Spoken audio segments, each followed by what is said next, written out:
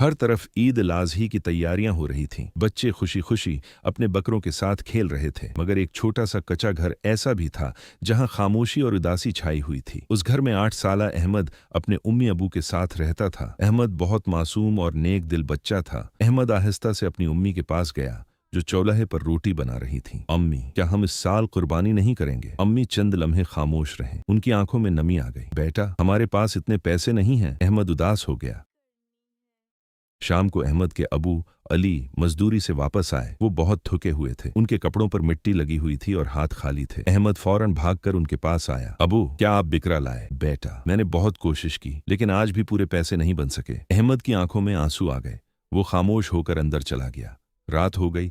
बाहर हल्की हल्की बारिश शुरू हो गई। घर के अंदर मध्यम सी रोशनी थी। अहमद सो चुका था मगर उसके उम्मी अबू जाग रहे थे। उन्होंने जाए नमाज बिछाई और अल्लाह के हुजूर हाथ उठा दिए। अली रोते हुए दुआ करने लगे। अहमद की अम्मी भी आंसुओं के साथ दुआ मांगने लगे। अगली सुबह अचानक दरवाजे पर जोर से दस्तक हुई। अहमद दौड़ता हुआ दरवाजे की तरफ गया।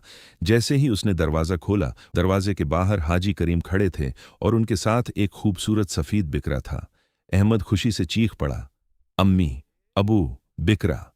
अहमद के वालिदैन हैरान होकर बाहर आए। अली की आंखों में आंसू आ गए। हाजी साहब, हम ये कैसे ले सकते हैं? हाजी करीम मोहब्बत से बोले, ये मेरी तरफ से नहीं, अल्लाह की रहमत है। अहमद खुशी से बिकरे को गले लगा लेता है। उसके चेहरे पर ऐसी खुशी थी जैसे उसे पूरी दुनिया मिल गई हो। ईद की सुबह आ गई। हर तरफ तकबीरों की आवाजें गूंज रही थीं। कुर्बानी के बाद वो गोश्त गरीबों में तकसीम करने लगे। अहमद खुद भी खुशी खुशी दूसरे बच्चों को गोश्त दे रहा था। सूरज की रोशनी में वो छोटा सा घर अब खुशियों से भर चुका था।